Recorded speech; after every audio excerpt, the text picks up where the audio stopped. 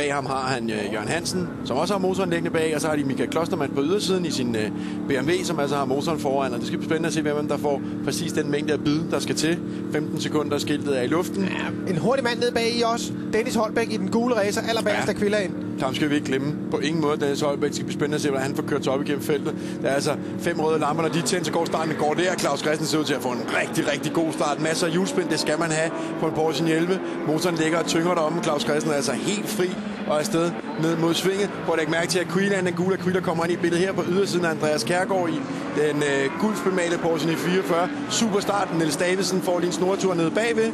Der i billedet, start nummer 205.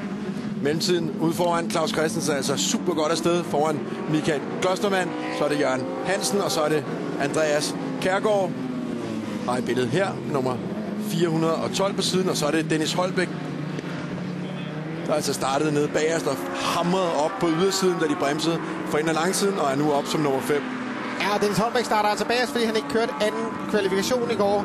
Skulle altså være til et boksestævne, som han også skal passe. Dennis Holbæk jo altså tidligere verdensmester i boksning, og det ved han en lille smule om, Dennis, det der. Der kan han også lange på tæven, hvis der er noget, du vil diskutere med ham.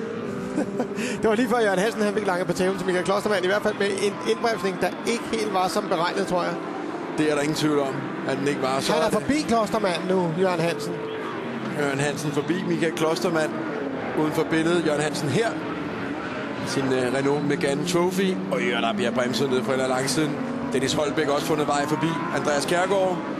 Og så er næste mand for Dennis Holbæks gule Aquila, Michael Klostermann. Jeg vil sige, vi kunne altså godt sætte en forhindring op for manden, vi lige ser glide ud af billedet her, Claus Christensen. Han har en sådan lidt asocial tendens til ikke at gide lege med de andre. Ja, men lad os se en gang. Jeg tror altså, at Jørgen Hansen han er væsentligt bedre stillet nu her, hvor der er tør bane, end da man afviklede første heat, som jo altså var på pladerne både i Padborg Park. Der må man sige, der har Jørgen Hansen altså langt bedre fat i haserne på Claus Christensen, hvis man kan kalde det, når han er lige ved at være uden for synsvinkel. Ja, men han kan stadig se ham, inden han når næste sving, og det er altid et godt udgangspunkt. Spørgsmålet er altså, hvor længe Michael Klostermann holder på anden eller på tredjepladsen nu, hvor han har fået Dennis Holbæk ganske tæt op bagved. Dennis Holbæk er altså en gule Aquila her, som trækker som et hul i jorden. Ja, der bliver Klostermann passeret. Ja, det vil sige, der søger vi lige med selvsyn lige præcis det, du snakker med. Så bremser Michael Klostermann til en, og så pas nu på, Dennis Holbæk har set Michael Klostermann. Kommer meget sent på bremsen, Michael Klostermann der. God gang sydlandskørsel på vej rundt. Det var meget godt stoppet, det der. Ja, det skal han have. Der tænker jeg, okay, den kan jeg også godt klage. Det er ikke noget problem. Tak skal du have, og jeg skal love for, at der bliver kørt bredt nu for Michael Klostermanns side. Han har selvfølgelig også lige set Jan Magnussen brillere i DTC. Michael Klostermann jo, som er involveret i Perfection Racing, hvor Jan Magnussen og Kasper Elgaard jo kører for i år. DTC-serie. Og det virker som om, at det kom helt bag på Dennis Holbæk, det der. Ja, jeg tror også, han var rystet over at se, at man kunne stoppe sådan et forholdsvis stor færge der i forhold til den gule Aquila-racer. Claus Christensen ud foran, han rykker altså tiden, og han gør det meget svært for Jørgen Hansen på andenpladsen, som i øvrigt også kører stærkt. 1.03.2 kørte Jørgen Hansen, men Christensen han kørte altså 1.02 rent. Så kommer Dennis Holbæk. Nu har han altså set, hvor sent man kan bremse. Og spørgsmålet, om man kan få bremset den der Aquila-racer. Det gør han, men til gengæld så kommer Michael Klostermann tilbage. Og så går det til højre. Hvem er det så først? Michael Klostermann eller ikke? Dennis Holbæk. Meget færre kørsel af Dennis Holbæk, vil jeg sige. Det må man sige. Altså, jeg tror nok, at Dennis... så færre, at det er Michael Klostermann. Jeg vil sige, Dennis Holbæk, han vidste godt, at han ville få kørt næsen af sin bil, hvis han havde fortsat der. Så godt set, at Dennis Holbæk og Michael Klostermann, ja, det kan godt være, at hans spejl, de lige skal justere sådan lidt smule nedad til næste gang, de skal køre race. Fordi der kommer altså lige... Der kører også racerbiler med, der kun er en halv meter høje. Men fantastisk at se. Så er det forfra igen for Dennis Holbæk. Og det er altså en sektion lige her, det her venstre sving, og så op i accelerationen op mod højre sving her, hvor den her Aquila-racer virkelig rykker igennem. Så ud som om han har en rigtig fin balance her i det her højre sving. Ud på langsiden, og så kan man høre den rå motorkraft accelerere. Michael Klostermann ved, at Dennis Holbæk kommer ind og tager den defensive linje, og så Dennis Holbæk på at se, at han accelererer op på siden af Michael Klostermann. Og det gør det selvfølgelig svært hernede med rundt. Hvad så Dennis Holbæk? Han er nødt til at overhale tidligere. Ja, fordi det ser ud som om, at han tør ikke rigtig stikke næsen helt frem.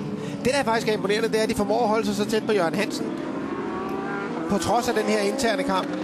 Den burde altså have givet Jørgen Hansen mulighed for at få åbnet noget luft ned til Michael Klostermann, men det formår han altså ikke. Og på trods af den her interne kamp, så er det faktisk Dennis Holbæk, som kører hurtigst af alle i sektor 2. Altså, også hurtigere end Claus Christensen. Det er godt gjort. Det er rigtig godt gjort. Og det er lidt ærgerligt, at vi ikke har ham op og slås med Claus Christensen. Ja, det... Han har lige lidt, han skal først. Der er lige et par biler i vejen. Men han startede bagerst, Dennis Holbæk. Det skal han have, og han har altså leveret varen indtil nu. Men nu skal han bare helt op bag ved Klostermann, og så skal den altså tidligt forbi den lille gule raket der. Ja, det skal den altså. Her kommer ud på langsiden. Skal jeg endnu en gang beklage, at vi ikke fik tider på skærmen. Der er 7 minutter og 40 sekunder. Sådan skal overhældningen være for Dennis Holbæk. Den går bare stærkt lige ud. Nu lige før han når op til Jørgen Hansen også. Der bliver bremset sent. Og se, Michael Klostermann er altså også i stand til at bremse meget, meget sent. Og hvad så tør han noget der? Ej, så bliver der lukket af for Dennis Holbæk. Det skal han da være med. Ellers er jeg også nødt til at hoppe ud og stikke ham ind på tuden. Det havde ikke været i orden. Så vil du også komme med en kindhest. Ej, jeg har så set Michael Klostermann. Han er vel 2,13 meter høj eller sådan noget. Han er en kæmpe stor mand. Og så er han 2,13 meter bred. Så det vil jeg heller ikke lade være. Det er en meget stor mand, Michael Klostermann. Og han gør det faktisk ganske fornuftigt. Har holdt stand imod en noget hurtigere Dennis Holbæk. Han er også en lille hurtig bokser.